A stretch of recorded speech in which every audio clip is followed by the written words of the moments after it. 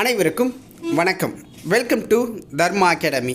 இந்த வீடியோவில் நம்ம எதை பற்றி பேச போகிறோம் அப்படின்னு பார்த்தீங்கன்னா, குரூப் 4 எக்ஸாம் நோட்டிஃபிகேஷனை பற்றி பேசலை. ஓகேங்களா? ஆல்ரெடி அதற்குண்டான ஒரு வீடியோ பதிவு நான் காலை 4 மணிக்கு உங்களுக்கு வந்து ஃபஸ்ட்டாகவே கொடுத்துட்டேன். ஓகேங்களா? இந்த வீடியோவில் டிஎன்பிஎஸ்சி செய்த அந்த குழப்பம் என்ன, தேவையில்லாத சில ஒட்டுக்களை ஒட்டியிருக்காங்க, இதனால் மாணவர்களுக்கு எவ்வளோ பிரச்சனை வரும் அப்படிங்கிறது அவங்களுக்கு தெரியுமா இல்லை தெரிஞ்சு பண்ணுறாங்களான்னு தெரியலை. ஓகேங்களா? ஸோ அதை பற்றி தான் நம்ம வந்து பேச போகிறோம். இதுக்காகவா இம்மா நாள் ஒட்டிக்கிட்டு இருந்தீங்க, இந்த கருமத்தை கொடுக்கறதுக்கா அப்படிங்கிற மாதிரியானது தான் இருக்குது. ஆனாலும் ஒரு 6244 வேக்கன்சி இருக்குது. அதில் ஒரு வேலையை நம்ம கைப்பற்றுவோம் அப்படின்னு படிக்க ஸ்டார்ட் பண்ணுங்கள். சும்மா திட்டிக்கிட்டு நம்ம சும்மா இருக்கக்கூடாது, திட்டிக்கிட்டே படிக்க ஆரம்பிச்சிருங்க. ஓகேவா? ஸோ அதில் என்னென்ன குளறுபடி இருக்குது அப்படிங்கிறத பார்க்க போகிறோம். ஓகே, ஃபஸ்ட்டு குரூப் 4 எக்ஸாமுக்கு உண்டான நோட்டிஃபிகேஷன் வந்தது ஒரு மகிழ்ச்சி. அதில் இருக்க சில விஷயங்கள் எனக்கு பிடிக்கலை, அதை மட்டும் நான் சொல்கிறேன். ஓகேங்களா? நிறைய மாணவர்கள் இதை என்கிட்ட கேட்டாங்க.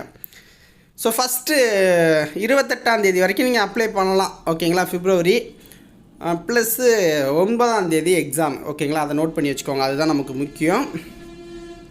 ஸோ பதவி விருப்ப தெரிவு இதை அப்ளை பண்ணும்போது ஆள்னு கொடுத்துட்ருங்க. ஓகேங்களா? அனைத்து பதவிகளுக்குன்னு எல்லாத்துக்கும் உண்டான டிக்கை வந்து கொடுத்துட்ருங்க, அவ்வளோதான். ஸோ ஸ்பெசிஃபிக்கெல்லாம் கொடுக்க வேணாம் எல்லாருமே. ஓகேவா?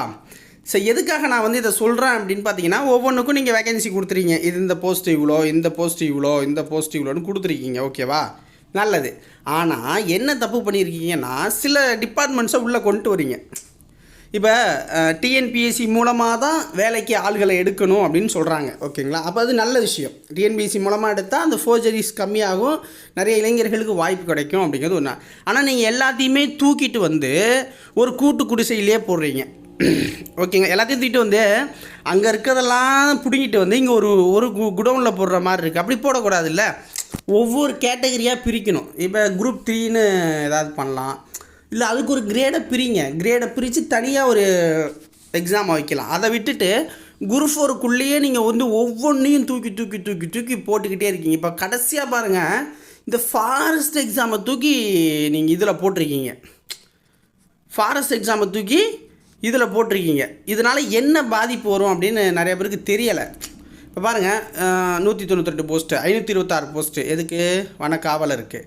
இங்கே ஒரு பழங்குடியின இளைஞர்களுக்கு ஒரு 288 போஸ்ட்டு. ஒரு இதில் எவ்வளோ வந்துச்சு? ஒரு 900 போஸ்ட்டுக்கிட்ட வந்துடுச்சா? அப்புறம் இங்கே ஒரு 171, ஒரு 1000 போஸ்ட்டுக்கு மேலே போயிடுச்சு. ஓகேவா?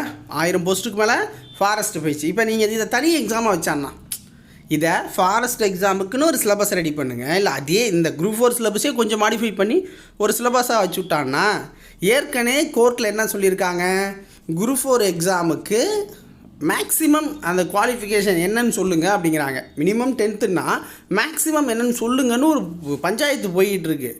நீ இருக்கிற எல்லா எக்ஸாமையும் தூக்கிட்டு வந்து இந்த குரூப் 4லேயே நொட்டிகிட்டு இருந்தீங்கன்னா, நாளைக்கு இவன் தான் அப்ளை பண்ணலாம் இந்த இது அப்படின்னு சொன்னால் நான் எங்கே போகிறது சொல்லுங்கள்? இப்போ ஃபாரஸ்ட்டுக்கு டிகிரி வேணும்னு சொல்கிறீங்க, ஃபாரஸ்ட்டாக இருக்கலாம், அது ஒரு நியாயம். ஆனால் நீங்கள் குரூப் 4ல் வைக்கும்போது நாளைக்கு பிரச்சனைன்னு வந்தால் ஒன்று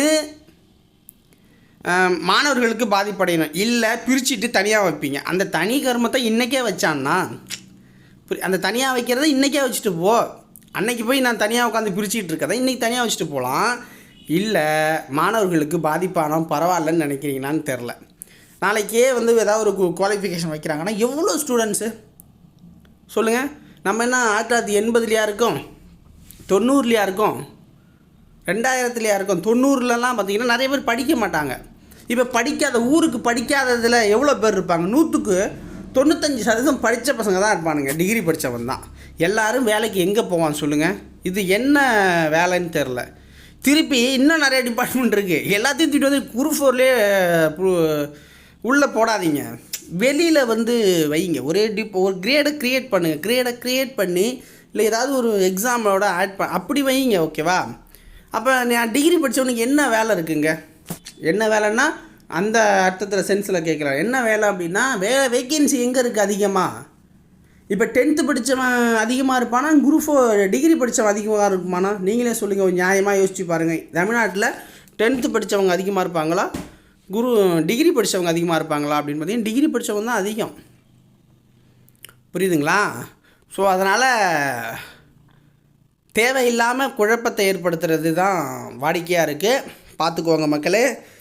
நீங்கள் படிக்க ஸ்டார்ட் பண்ணிடுங்க. எதுவோ 6200ங்கிறது ஒரு 15000 வந்தால் சந்தோஷம். ஒரு 15000K வந்தால் சந்தோஷம்தான். ஸோ இன்க்ரீஸ் ஆக வாய்ப்பு இருக்குது.